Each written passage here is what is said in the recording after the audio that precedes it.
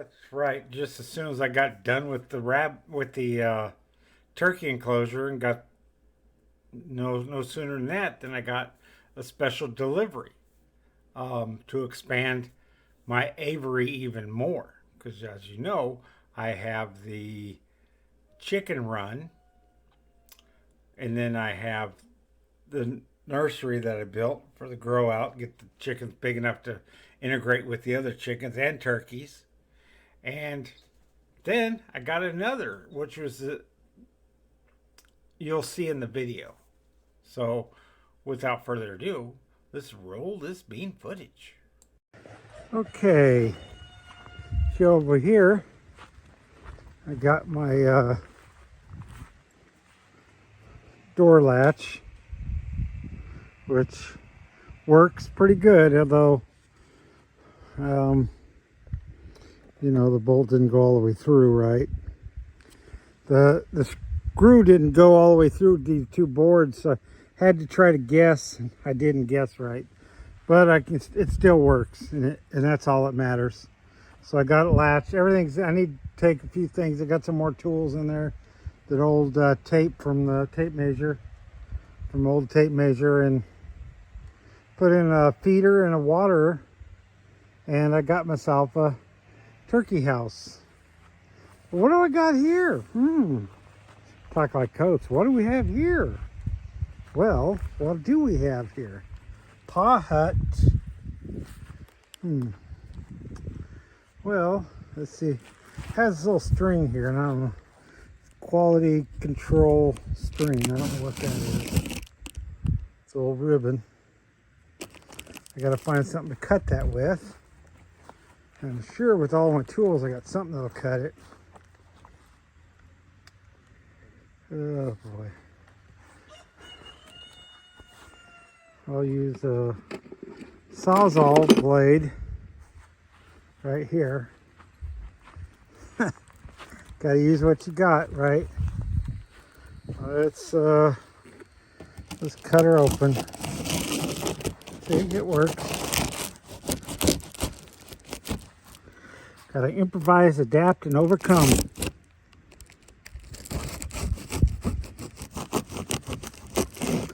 Isn't that the motto of one of the special forces? It could be the Marines, I don't know. I heard it somewhere.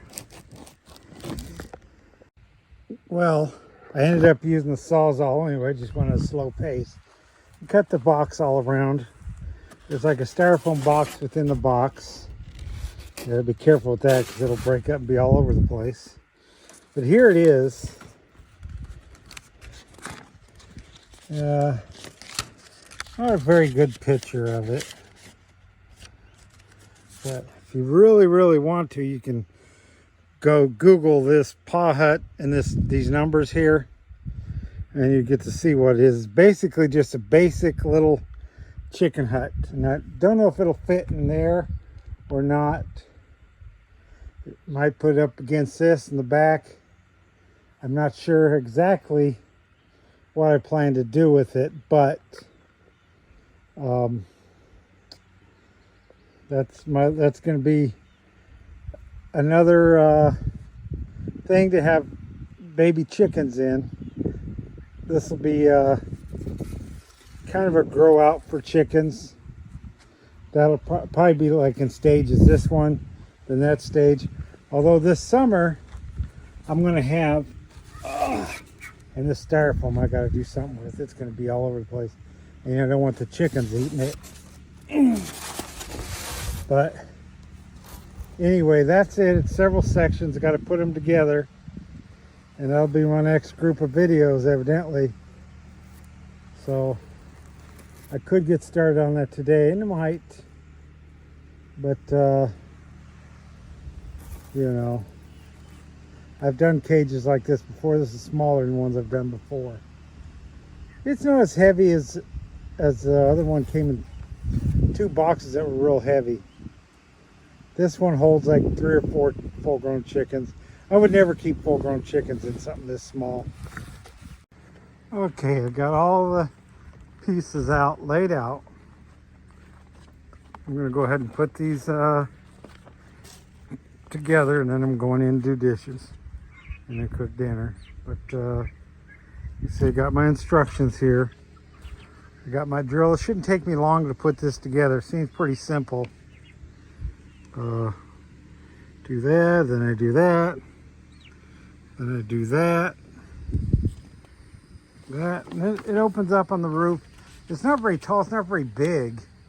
And they always try to sell these for full-grown chickens. This thing is tiny. It's good for what I'm using for. It might be good for quail. I don't know if I would use it for chickens. Probably says it holds 3 or 4 chickens, but I wouldn't, or 4 or 5 chickens. I wouldn't put more than 1 or 2 in there. But I wouldn't even do that unless it was open to the outside and it was just where they slept at night, and probably even that, or maybe only a few could sleep in there. But let's see what it looks like when I get it together. Here comes a chicken rooster. He's gonna try to start trouble. Anyway, here it is, all done. I finished, took me several hours. It opens up right here. It's got a little pan down there. It's got 2 slots. Could hold 2 chickens, I guess.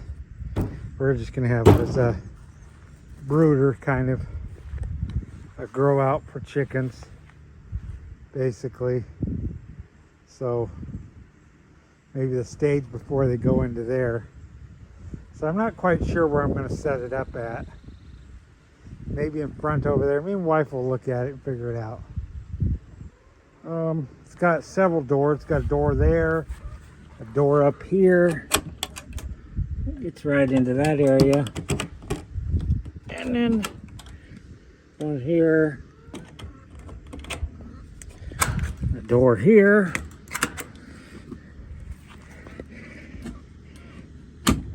And a door here with the little metal pan at the bottom, which is a bitch to get in and out. You got to use a hammer. It might loosen over time. The instructions, I have to change that one out a little bit.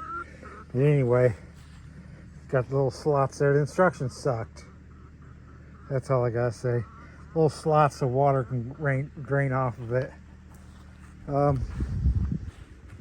Walk out a little bit, but that's it. It's very small. $200, I guess. What do you expect? That doesn't really. Have to pound that down a little bit. This thing here, it's scratching. I got a file. I may file that down there so that'll fit in better.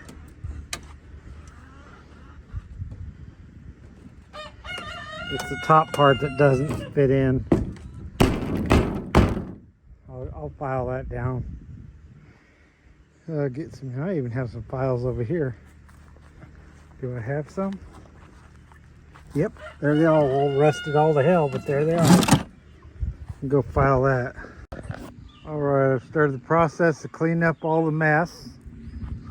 I'm gonna set that ladder up there so I can climb up over that yard. You can see I got stuff to clean up. I got the new brooder, or stage 2 brooder, and then stage 3 grow out over there where the turkeys and other Rhode Island Reds are. And I bought a feeder for this cage. Now all we're waiting on is a waterer, and I can move the turkeys in here. I don't have as many waters because I basically only got 2 waterers. So, you know, I ordered 2 more waterers, so that'll cover. I'll move one of these smaller waterers into this cage, and one of the smaller feeders in there. And then this space here, this is what we originally bought that for, but of course it doesn't fit in here. So I'm thinking possibly a quail cage, raising quail right here. So I'm going to look online, see what's available. This is 5 feet deep by 4 feet wide, but if I got one that was 4 feet by 4 feet, it'd fit right in here just perfectly, and then I could raise quail. So, and quail's pretty easy to raise, and they're self-sufficient. Once you get quail, you never have to buy quail again.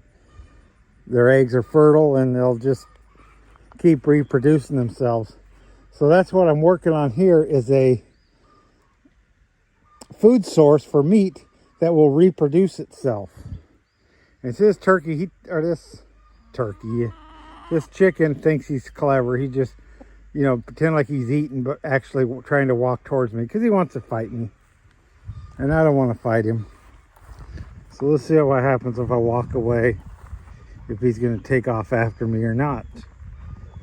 I've already had a showdown. There's some styrofoam. I got to clean that up. Here he comes. I walk backwards.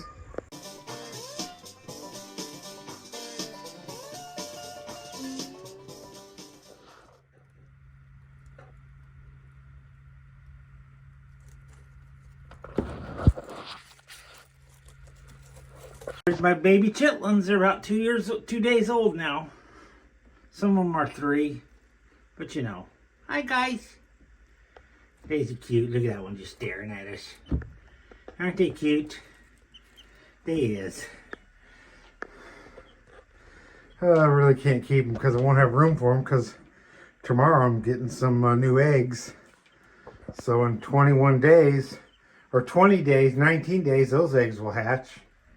And these guys won't be old enough to, so I'll probably let them grow out of the wall and I'll give them away. See if my neighbor still wants them. If not, I'll put a sign on the road, free baby chicks.